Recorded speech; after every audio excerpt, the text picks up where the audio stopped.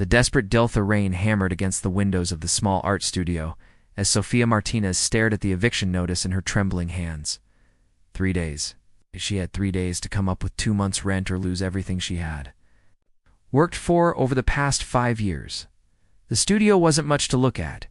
Exposed brick walls covered with her paintings, a small kitchenette in the corner, and a loft bed accessible by a creaky ladder. But it was hers, or had been, until the medical bills from her mother's treatment had drained every penny she had saved.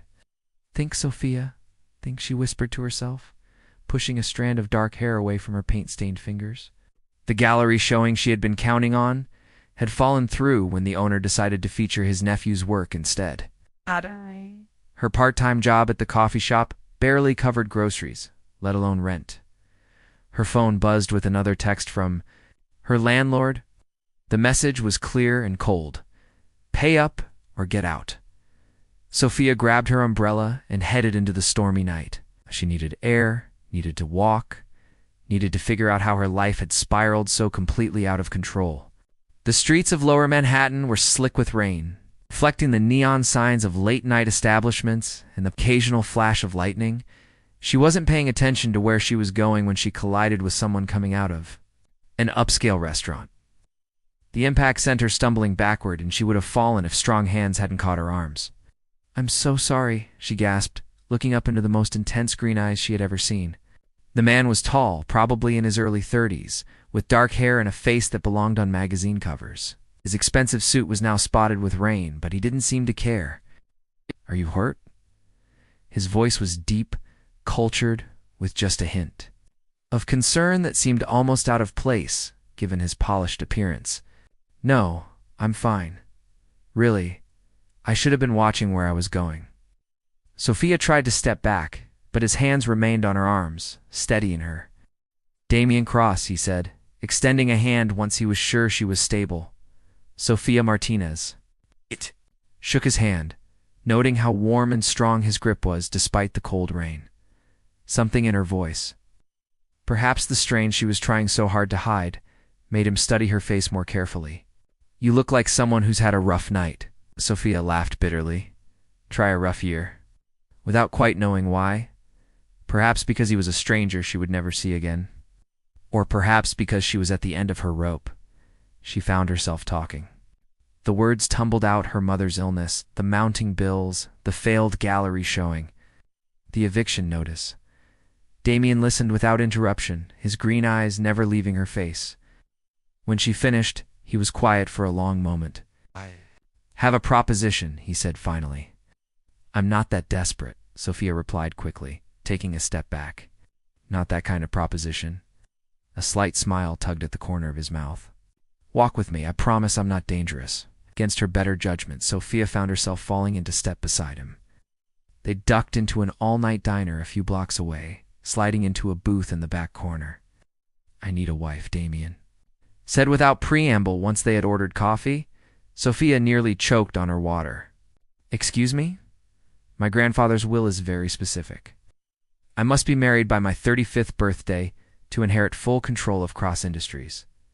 I have 8 months, and you're telling a complete stranger this because every woman I know would expect it to be real. They would want romance, love, a future together. I can't offer that." Sophia studied his face, noting the hard lines around his eyes, the way his jaw tightened when he mentioned love. "What happened to you?" "Nothing happened. I simply learned early that emotions are a luxury I can't afford. Business relationships work because they're clear, defined, mutually beneficial." "So what exactly are you proposing?" Damien pulled out his phone and showed her a contract template. 1 year of marriage, you would live in my penthouse, attend necessary social functions, play the role of devoted wife in public. In return, all your debts would be cleared, you would receive a monthly allowance, and at the end of the year, a settlement of $5 million. Sophia's head spun. $5 million. She could pay off her mother's medical bills, buy a proper studio, never worry about money again. "What would you expect from me? It's convincing performances at business dinners and charity events? Share my living space. Hold hands, perhaps the occasional kiss for appearances. Nothing more intimate. And after the year, clean break. You go your way, I go mine. You'll have enough money to live comfortably wherever you choose.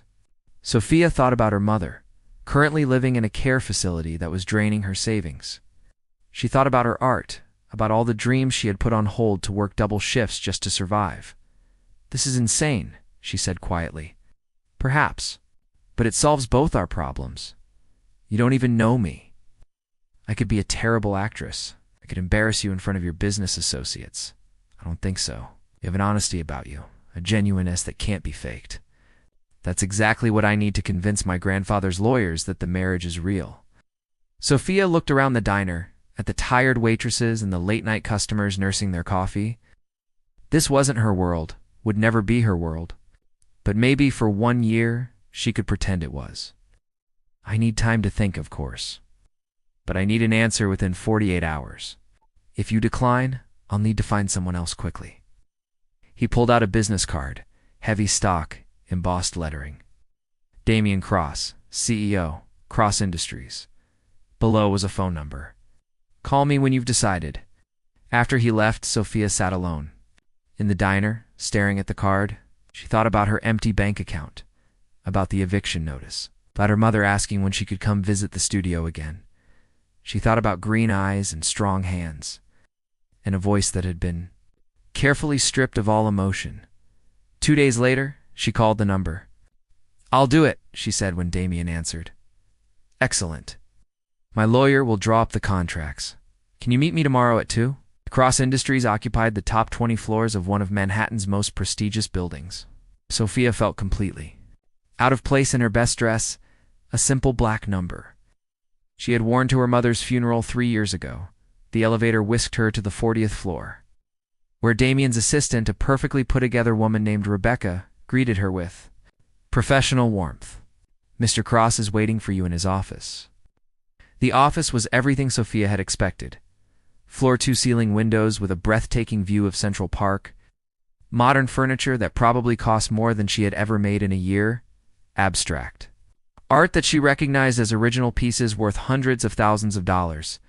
Damian stood when she entered, and she was struck again by how handsome he was. Today he wore a charcoal gray suit that emphasized his tall frame and broad shoulders. Thank you for coming. Please sit. The contract was thick, full of legal language that made her head spin, but the key points were clear. 1 year of marriage. Specific duties and expectations, financial compensation that would change her life forever. My lawyer has reviewed this, Damian said. Everything we discussed is included. Do you have any questions? Sophia read through the document again, her heart pounding. This was it. The decision that would change everything. What if one of us wants out before the year is up? There are provisions for that. But I should warn you, the financial compensation would be significantly reduced. And if feelings develop, asterisk for just a moment, something flickered in Damian's eyes. That won't happen. I can promise you that. His certainty should have been reassuring, but instead, it made her sad. What had happened to make him so sure he was incapable of love? Sophia picked up the pen with trembling hands. She thought about her art, about her dreams, about the chance to give her mother the care she deserved. She signed her name with a flourish. Welcome to the family, Mrs. Cross, Damian said, and for just a moment, his carefully controlled expression softened. The wedding was scheduled for the following week at City Hall. Simple, efficient, exactly what one would expect from a business arrangement. But as Sophia stood before the mirror in her hotel room, adjusting the simple white dress she had bought for the occasion, she couldn't shake the feeling that she was about to embark on something far more complicated than either of them realized. Hearts behind contracts, the penthouse was like something out of a magazine, all clean lines, neutral colors, and furniture that looked too expensive to actually sit on. Sophia stood in the foyer clutching her single suitcase, feeling completely out of place. Your room is down the hall, Damian said, his tone businesslike. I've had Rebecca stock it with appropriate clothing for upcoming events. If you need anything else, Mrs. Patterson, the housekeeper, can help you. Where's your room? Sophia asked, then immediately felt her cheeks heat up. I mean, for appearances. In case Mrs. Patterson, the master suite, is at the other end of the penthouse. We each have our own space, of course. Everything neat and separate, just like their arrangement. The first few weeks were awkward, like living with a polite stranger. They saw each other in the mornings over coffee, exchanged pleasantries about the weather or the news, then went their separate ways. Damien left early for the office and often didn't return until after Sophia had gone to bed. She spent her days exploring the city, visiting museums, sketching in Central Park. The monthly allowance Damien provided was more than she had ever had to spend on herself, but somehow she felt guilty using it. The first real test of their arrangement came 3 weeks after the wedding, at a charity gala for children's hospitals. Sophia had never been to anything so elegant: women in designer gowns, men in perfectly tailored tuxedos, waiters gliding through the crowd with champagne and hors d'oeuvres that probably cost more than her old monthly grocery budget. Just follow my lead, Damien murmured as they entered the ballroom. And remember, we're madly in love. His hand on her lower back as he guided her through the crowd sent an unexpected shiver through her. The emerald green dress Rebecca had selected fit perfectly, making her feel beautiful and confident for the first time in years. Damien, a silver-haired woman in diamonds, swept toward them. You must introduce me to your bride, Mrs. Whitmore. I'd like you to meet my wife, Sophia. Sophia, this is Catherine Whitmore. Her foundation does incredible work with homeless shelters. Sophia smiled, letting Damien pull her closer to his side. It's wonderful to meet you, Mrs. Whitmore. Damien has told me so much about your work. How did you two meet? Mrs. Whitmore asked, her eyes bright with curiosity. Sophia panicked for a moment, but Damien smoothly took over. We quite literally ran into each other on a rainy night. Sophia was rushing to get out of the storm, and I was leaving a business dinner. One look at her and I knew I was in trouble. The way he told it, with just the right amount of warmth in his voice and his thumb stroking gently across her hand, almost made Sophia believe it was true. How romantic, Mrs. Whitmore sighed. And what do you do, dear? I'm an artist, Sophia replied. It's mostly paintings, some mixed media work. How wonderful. You must show at the gallery fundraiser next month. I insist. After Mrs. Whitmore moved on, Damien leaned down to whisper in her ear. Well done. You're a natural at this. His breath against her ear made her pulse race. And she had to remind herself that this was all just an act. The evening progressed smoothly. Damien introduced her to dozens of people, business associates, socialites, politicians.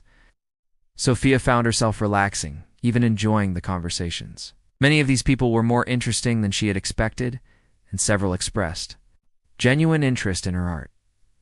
During the dinner portion of the evening, Damien's hand rested casually on her thigh under the table. It was clearly for show. Several photographers were circulating, taking pictures for society magazines, but Sophia found it difficult to concentrate on the conversation with the warmth of his palm burning through the silk of her dress. You're very good at this, she whispered to him during the auction portion of the evening. Good at what? Acting like you're in love with me? Something flickered across his face. Maybe I'm not acting. Before Sophia could process what he had said, he was bidding on a weekend at a vineyard in Napa Valley, winning it with a sum that made her gasp. Our honeymoon, he explained to the table with a smile that looked almost genuine. We haven't had a proper one yet. On the drive home, Sophia stared out the window at the city lights. You don't really expect us to go to Napa Valley, do you? Why not? It would look strange if we didn't, because it's not real, Damien. None of this is real. He was quiet for a long moment. It felt real enough tonight. Sophia turned to look at him, but his expression was unreadable in the dim light of the car. Back at the penthouse, she changed into her pajamas and was heading to her room when she heard piano music coming from the living room.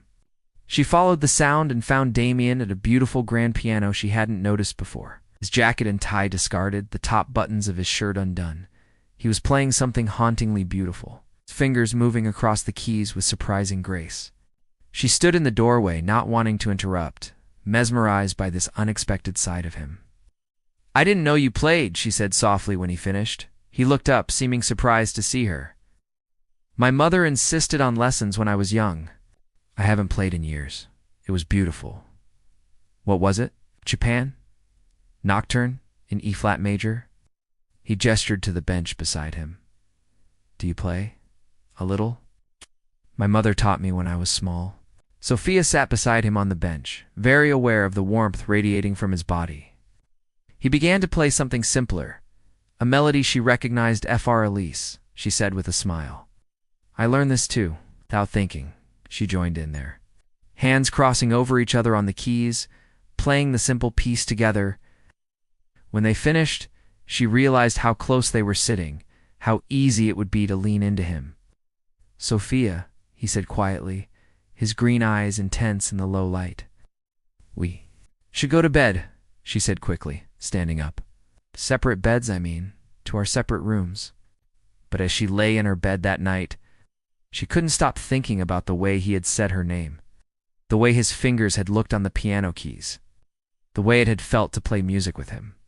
The next morning, Damien was back to being politely distant, and Sophia wondered if she had imagined the moment at the piano. The trip to Napa Valley came a month later. Sophia had tried to get out of it, but Damien insisted it was necessary for their image.